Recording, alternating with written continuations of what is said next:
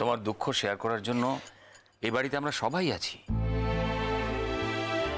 কারণ এই দুঃখ, এই অপমানটা তোমার একার নয়, আমাদেরও। কল্যাণীতে গিয়ে তুমি তোমার বাপের বাড়িতে গিয়ে তাদের কি বলবে, তারা শুনলে কি বলবেন? দেখো, তুমি তো সবকিছু চেপে গিয়ে সেখানে থাকতে পারবে না। আর তুমি যদি সবকিছু চেপে গিয়ে সেখানে থাকো, তাহলে তারা তোমার মুখ দেখে নিশ্চয়ই বুঝতে পারবেন মারাত্মক একটা ঘটে গেছে তোমার জীবনে। এটা তুমি কি বলছো বড় বৌদি? তুমি বাড়ির বউ, একটা ছোট্ট কি ধাক্কা এলো তাতে তুমি বাড়ি ছেড়ে চলে যাবে? তার থেকে অনেক সহজ নয় যে মেয়েটা উৎপাত হিসেবে দেখা দিয়েছে তাকে বার করে দেওয়া? দেখো মেজো ঠাকুরপো, এই গ্রামগঞ্জের লোকরা না, ওই দেখতে যত সরল সাদাসিধে মনে হয় অত সরল সাদাসিধে নয়। ওদের পেটের ভেতরে না শয়তানির পেঁচ। আর তাছাড়া তুমি তো জানো ওই বিয়ের আইন মেয়েদের হাতেই থাকে। আমার ছেলে ডিভোর্স দিতে চাইলেও ওই মেয়েটা যদি ডিভোর্স না দেয় তাহলে তো ডিভোর্সটা হবে না। আমার বাড়ির লোক তো স্বেচ্ছায় ছেলেটাকে বিয়ে দিয়েছে। কেউ তো ওই মেয়েটাকে আমার ছেলের গলায় গেঁথে দেয়নি। আমার ছেলে মত দিয়েছে। এত কিছু জানার পর কোন আইন ডিভোর্স দেবে বলো না তুমি? আর যদি আবির নিজে আপত্তি করে, আবির যদি নিজে ডিভোর্স দিতে না চায়, তাহলে তাহলে কি হবে তখন? শেষ শেষ, আমার সব স্বপ্ন শেষ। আমার আর একটা মুহূর্ত বাঁচতে ইচ্ছে করছে না, একটা মুহূর্ত বাঁচতে ইচ্ছে করছে না। আর ওইটা নাকি আমার ছেলের বউ। চোখ মুখ দেখে তো মনে হচ্ছে স্কুলটাও পাস করেনি। ওইটা নাকি আমার ছেলের বউ। এসব কথা কেন উঠছে কমলিনী? ও যদি স্কুল পাস করেই থাকে তাহলে কি এবারই বউ হওয়ার যোগ্য হয়ে গেল? আমার ছেলের যোগ্য হয়ে গেল? মানুষ বিপদে পড়লে তাকে টাকা দিয়ে সাহায্য করা যায়, কিন্তু তার সঙ্গে নিজের বাড়ির ছেলের বিয়ে দেওয়া যায় এই কথাটা আমার আগে জানার সুযোগ হয়নি। সত্যি বর্দা, মা এমন একটা ঘটনা ঘটালেন, সত্যি আমাদের লজ্জায় সবার একেবারে মাথা হেট হয়ে যাচ্ছে। যেন বড় বৌদি, মা আমাদের কাছে এমন একটা ইমেজ না, এত বছর ধরে মাকে এমন একটা জায়গায়, এমন একটা আসনে আমরা বসিয়ে রেখেছি, মা আজ নিজেই সেই জায়গা থেকে নেমে গেলেন। আচ্ছা বড় বৌদি, তুমি আমার একটা কথা বলো তো, তুমি কোনোদিন পারবে মাকে ক্ষমা করতে? বর্দাও তো পারবে না। কি করে পারবে? ন্যাচারালি, মানে দেখো, আবির তো আমাদের বাড়ির সবার চোখের নয়নের মণি। সবাই আমরা ওকে প্রাণ দিয়ে ভালোবাসি।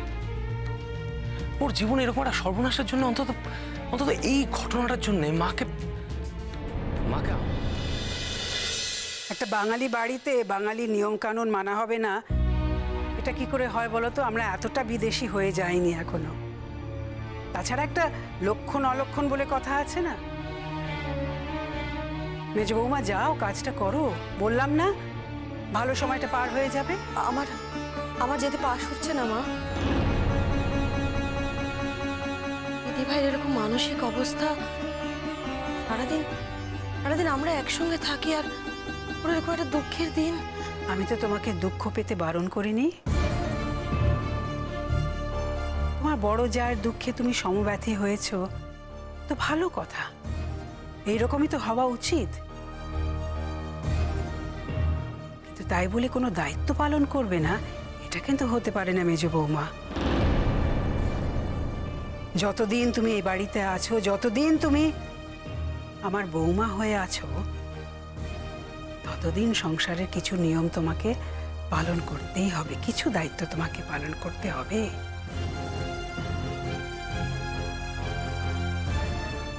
এই ভাত কাপড়ের থালাটা একজন সধবা মানুষ নিয়ে এলেই মঙ্গল, তা না হলে আমিই নিয়ে আসতাম মেজ বৌমা।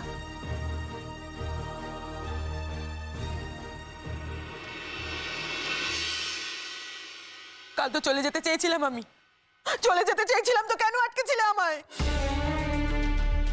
কেন আটকেছিলে বলে? নিজের ছেলে সর্বনাশ চোখের উপর দেখতে হবে বলে? কই এখন তো কিচ্ছু করতে পারছো না। কই বন্ধ করো না, বন্ধ করতে পারছো না তো।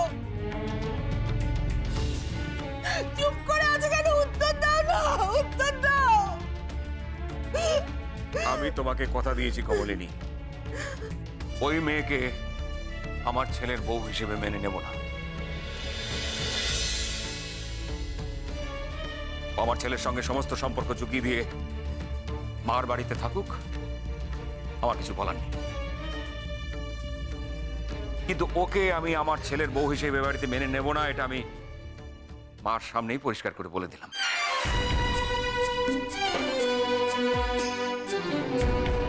আমি কোনোদিন তোমার কথার অবাধ্য হইনি মা, অপরাধ নিও না। এই প্রথম আমাকে তোমার কথার অবাধ্য হতে হচ্ছে। আর এই প্রথম আমার মনে হচ্ছে তোমার উপরে আমার যে ভরসা ছিল, তুমি যা করো আমাদের ভালোর জন্য করো, আমাদের মঙ্গলের জন্য করো, আজ এই প্রথম সেই ভরসাটা তোমার উপর থেকে উঠে গেল মা।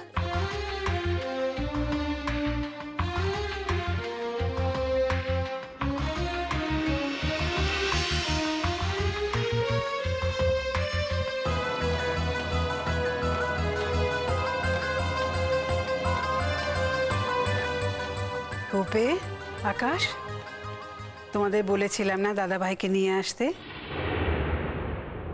তোমরা এখন এখানে দাঁড়িয়ে আছো? যাও যাও, নিয়ে এসো, দাদাকে নিয়ে এসো। এখন তো মেয়েটা কতক্ষণ এভাবে দাঁড়িয়ে থাকবে? ওর এখানে দাঁড়িয়ে থাকাটা যে খুব একটা সুখকর অভিজ্ঞতা তা তো নয়।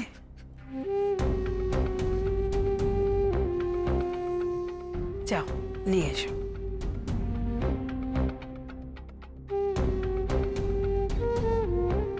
মা, এত অশান্তি, এত কিছুর পরেও অনুষ্ঠানটা করতেই হবে?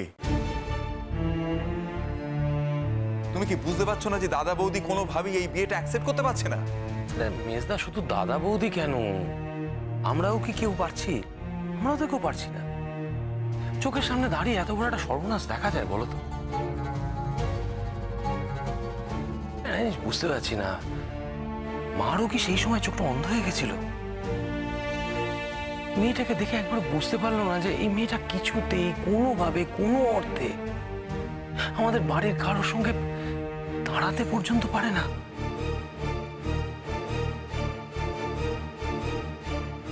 আমি আমার জীবনে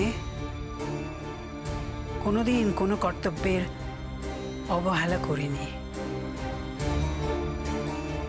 সেই জন্যই আজ তোমরা এখানে দাঁড়িয়ে এতগুলো কথা বলতে পারছো।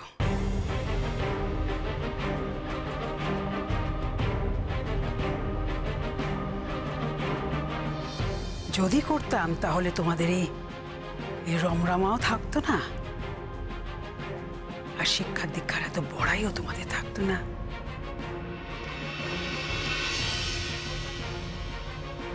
তোমরা যাও, ছোট বৌমা, তো মেজ বৌমা এসে গেছে, ওদের ভাত কাপড়ের অনুষ্ঠানটা করে দাও।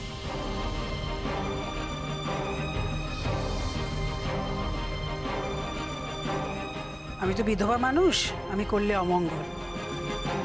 নদী দেখি তোমরা যাও, নাকি তোমরাও বিদ্রোহ করছো? তুমি বললে আমাদের কিছু করার নেই, জান, আমাদের করতেই হবে।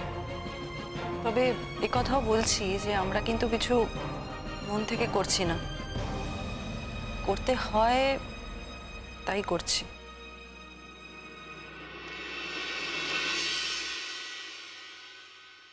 চান, দাদা ভাই এসে গেছে।